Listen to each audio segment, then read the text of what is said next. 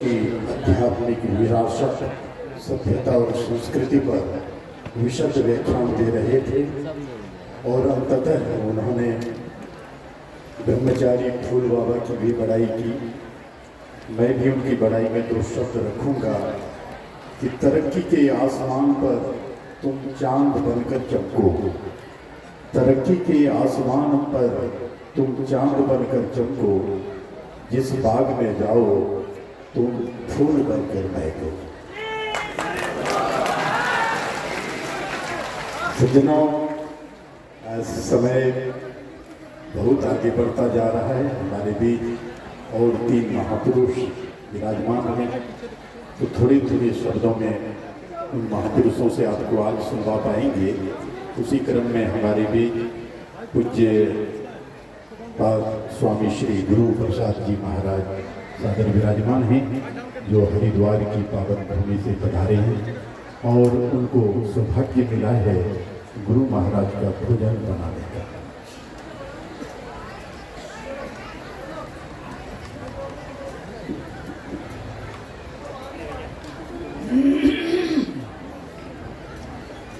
श्री सद्गुरु महाराज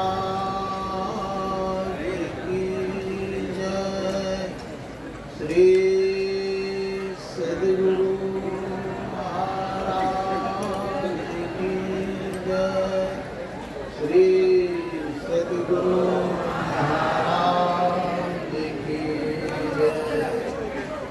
मंगलमूर्ति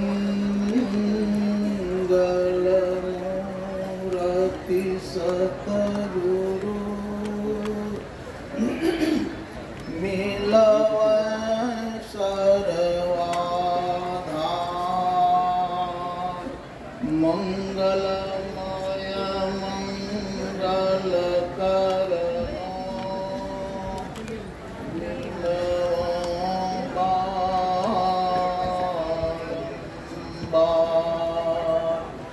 ज्ञान उदधियरु ज्ञान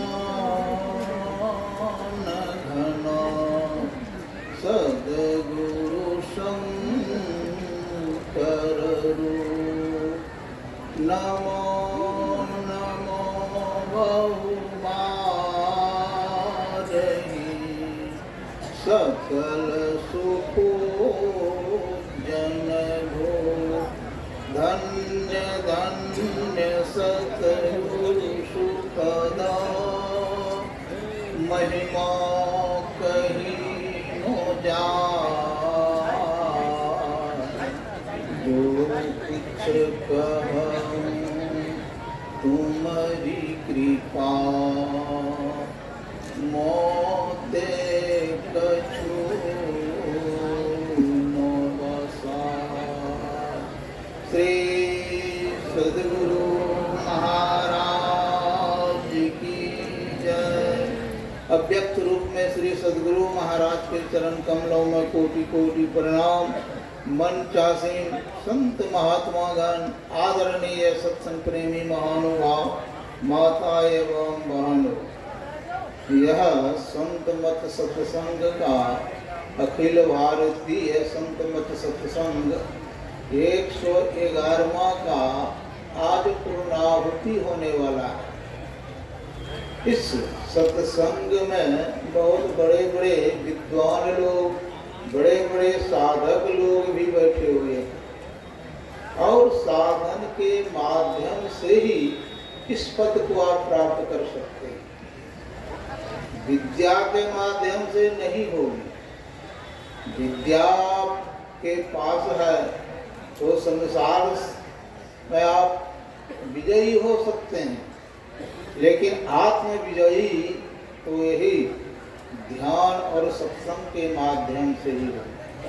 अभी आप लोगों ने बहुत बहुत बात सुने, तो बहुत बहुत पढ़े हुए आप लोगों ने हैं। अंग्रेजी, हिंदी, बंगाला, अरबी, फारसी सभी भाषाओं में आप लोगों ने बताया। मैं तो पढ़े हुए कुछ हूँ नहीं। गुरु महाराज का थोड़ा सा मोटी सेवा में किया, लेकिन गुरु महाराज बेल का शरबत पीते थे और उस दिन अंतिम दिन था अब बहुत छोटी सी बेल।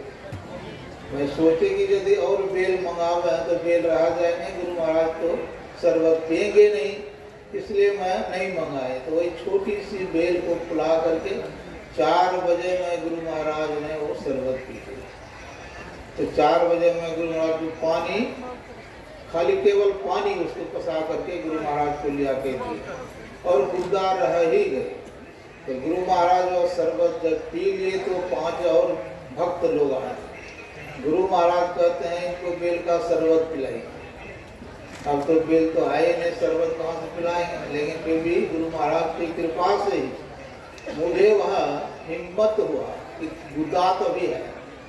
तो गुरु महाराज ने पूछे कि चीनी है आपके पास? हाँ जो चीनी बहुत, इन लोगों को पिलाइए शरबत। तो उसको गुर्दा को सब घोड़ दिया, सब घोड़ करके खाली छीटो छाँक करके मैं रख दी।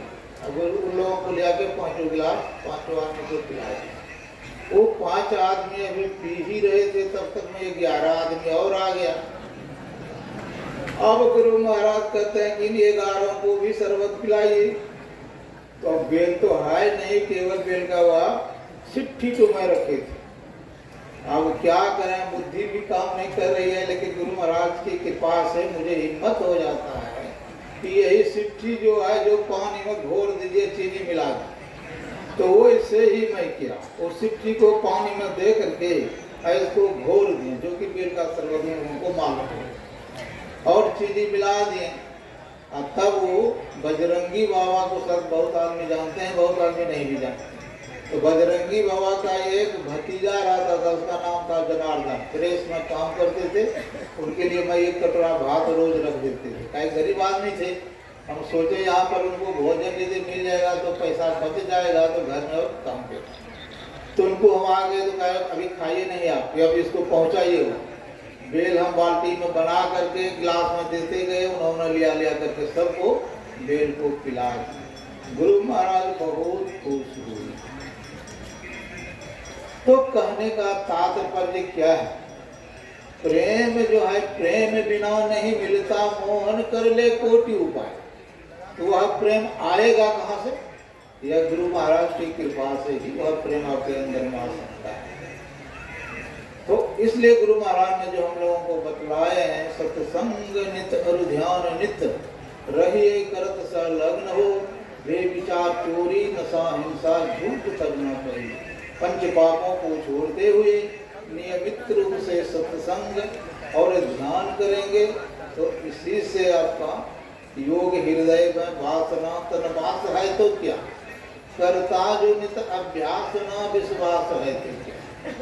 योग हृदय में वास हम तभी कर सकते हैं जब गुरु महाराज के चरणों में हम अपने को समर्पण करते हैं। जब तक समर्पण नहीं करेंगे तो वह ज्ञान होगा ही नहीं। भले आप विदेश चले जाइए, विदेश से भी आगे चले जाइए, लेकिन वह ज्ञान होना बड़ा कठिन है। वह ध्यान के माध्यम से ही होगा और दूसरा कोई उपाय ही नहीं है। तो यह गुरु महाराज की बड़ी कृपा हुई है जो इस धरातल पर, 9 कक्षा के धरातल पर यहाँ जो सत्संग हुआ, यह क्यों हुआ? यहाँ पहले भी ऋषि मुनि ने ध्यान सत्संग यह किए हुए, जगह यहाँ बहुत है, लेकिन इसी जगह पसंद किया। गोपी बाबू हुए जो अभी जो कौन कैंडिया कर रहे थे, इन लोगों ने, फिर फुल बाबा ने, सभी ने यह जगह को देख करके इसी में यह आयोजन रखे हुए। धरती बहुत है लेकिन वहाँ पर आयोजन नहीं रख करके यहाँ पर आयोजन रखे। यह भूमि पहले से ही पवित्र है, आज का पवित्र नहीं है। और वही पवित्र बर्तन में ही पवित्र वस्तु आटता है। तो यह पवित्र जो जगह है, इसीलिए इसमें खिलवाड़ की है। संत मत सत्संग का आयोजन जो रखे हुए हैं, यह बहुत गुरु महाराज की ही कृपा है। गुरु महाराज का कृपा नहीं था तो आगे साल नहीं हुआ। आगे साल भी यहाँ पास हो गया था लेकिन नहीं हुआ। तो कहने का मतलब यही है, हम लोगों को नियमित रूप से त्रिकाल संध्या अर्थात 3 समय ध्यान कीजिए। स्नान के बाद, सूर्य छिपने के बाद, फिर ब्रह्म मुहूर्त में, ये 3 त्रिकाल संध्या और 2 मर्तब सत्संग। अब भले पढ़े लिखे हो या नहीं हो, लेकिन ये तीनों मतलब यदि सत्संग और ध्यान करेंगे तो एक न एक दिन जीवन अवश्य कल्याण होगा। तो यह एक जन्म की बात नहीं है, बहुत जन्म धीरे धीरे धीरे धीरे करते करते अंतिम जीवन में इस पद को प्राप्त करेंगे।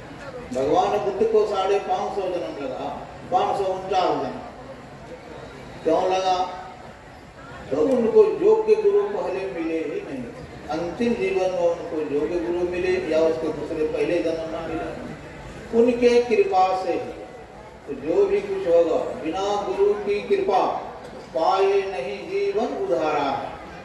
जब तक गुरु का कृपा नहीं होगा तब तक हम लोगों का जीवन कल्याण होने में असमर्थ रहेंगे। और योग जो करते हैं, योग भी गुरु का कृपा के बिना नहीं होगा, और जब गुरु की कृपा होगा तभी योग भी होगा और आपका जीवन कल्याण भी। बोलिए प्रेम से श्री सद्गुरु महाराज की। आज सज्जनों, अभी हमारे बीच पूज्यपाद स्वामी श्री गुरु प्रसाद जी महाराज आराध्य देव के संस्मरणों को जब ये महापुरुष सुनवाते हैं तो